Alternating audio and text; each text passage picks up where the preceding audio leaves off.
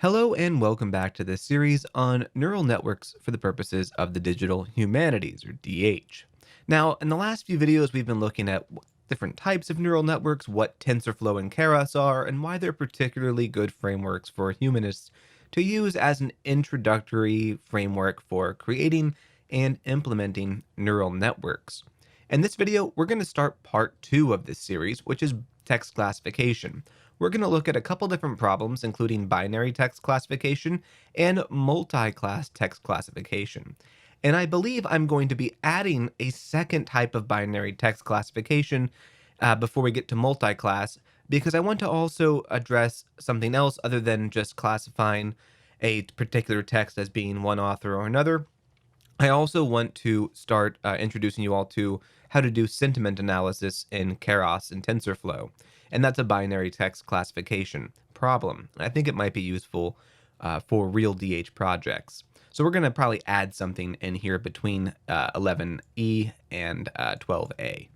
So let's go ahead and look back at this number 10 video, which is what we're on now. This is going to be on shallow neural networks. Let's look at our actual coding for this series on binary text classification. And what you see right here is the model that we're probably going to build up to explain why it's useful. So we are going to start off this series by exploring shallow neural networks.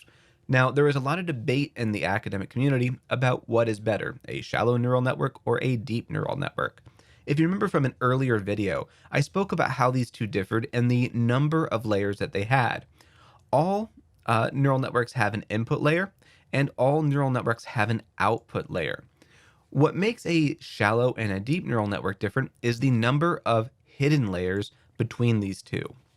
Now here we are looking at what would be classified as a deep neural network. It has multiple layers. It's got a pooling layer, it's got a couple different dense layers that allow it to perform mathematical operations on the data, and I'll explain the pooling layer later in this series. It's going to be essentially allowing us to prevent our neural network from overfitting. But then we also have some layers down here that I have commented out, specifically a GRU layer and an LSTM layer. I'm going to explain why I've got these commented out later in the series.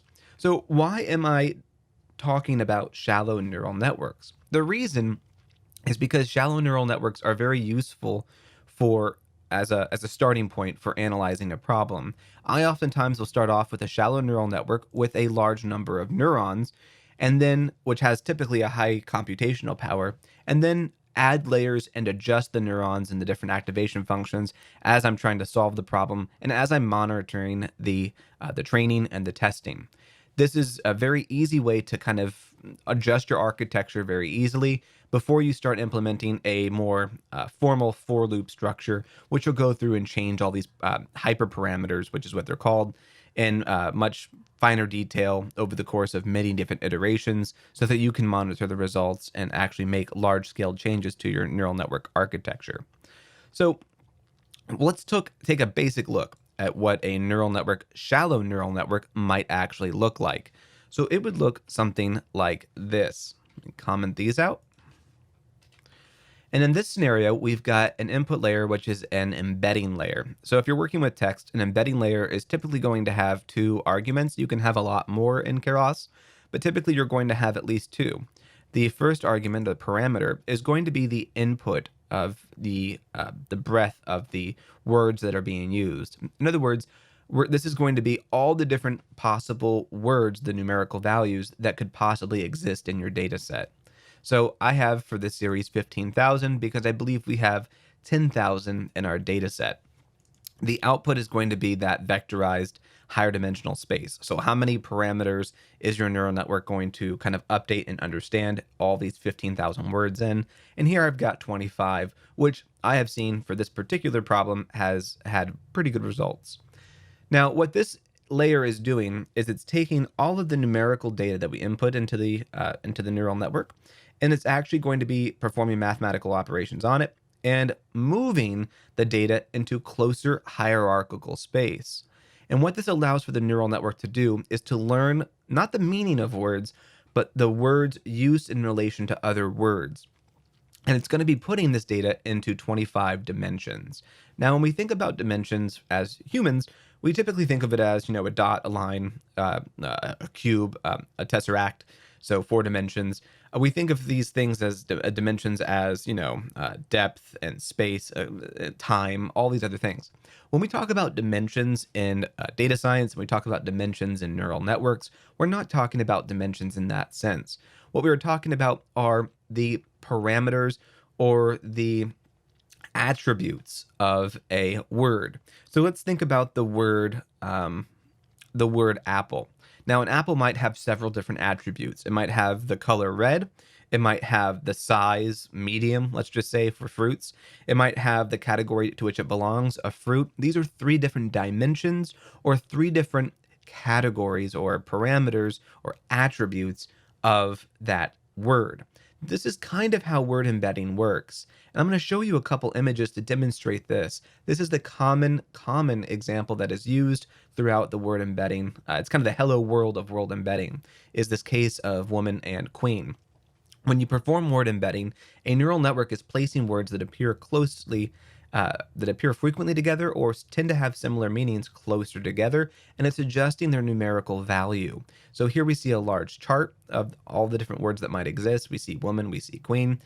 And then what it's doing is it's mapping these out in graphs and mathematically adjusting the parameters and their numerical values to bring them closer together. This is how a neural network, even a shallow neural network, is actually learning what words might mean and starting to classify words as it goes through each of the layers. Now, a shallow neural network is then going to pass this information, these 25 dimensions, down to the next layer. And this next layer is typically going to have a large number of neurons. When you're using shallow neural networks, the idea is that you have one layer, or maybe two, with a high degree of neurons. So it's a very wide layer that can perform some kind of computational activation on that data, and then make some kind of decision and pass it to the output layer.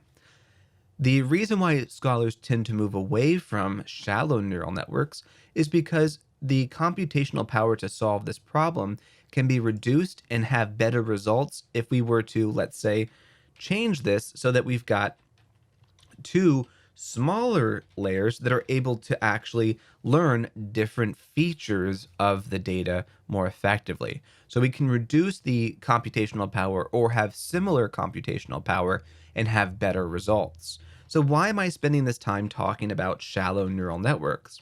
The reason why I'm spending this time is because it is a common term that you'll see out there. It's a common debate that you'll read about. And it's also a good starting place when you're trying to create a neural network to solve a unique problem particular to your data set. It's good to start off simple and add to the complexity. And that's the reason why I'm mentioning them so much in this video. So let's continue with this. What this neural network will do after it makes the modifications is it will pass the information to the output layer, which will then output a prediction or a result. So that's kind of how shallow neural networks work. In the next video, we're going to start exploring this problem, this binary text classification problem, as we go through and look at the problem that I'm going to lay out in video 11a, the next video, of how do we determine if a text is that of Dan Brown or that of Oscar Wilde. And as you're going to see as we go through and look at our results, we're going to find that we're going to take a bad neural network and actually get it to be much, much more efficient so that the output looks something more like this, where every single Dan Brown text or nearly every single Dan Brown sentence is accurately labeled. And we're going to play with the different parameters to show you how they have an effect on the prediction rate. That's going to be it for this video, though. Join me in the next video as we start looking at this problem and trying to solve it through machine learning.